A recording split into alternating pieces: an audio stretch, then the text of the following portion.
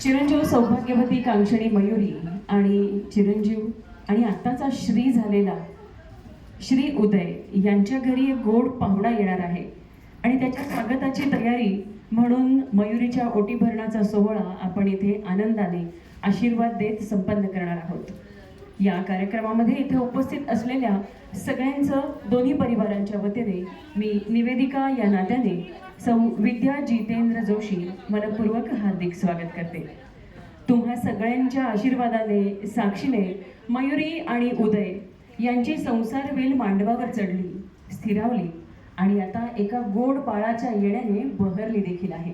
आणि हाच तो सोहळा बाईपणाचा आणि आईपणाचा साजरा करण्यासाठी आपण इथे उपस्थित आहोत। समस्त ठाकरे आणि बोरुडे परिवाराच्या वतीने पुनश्च एकदा मनपूर्वक हार्दिक स्वागत, हार्दिक स्वागत।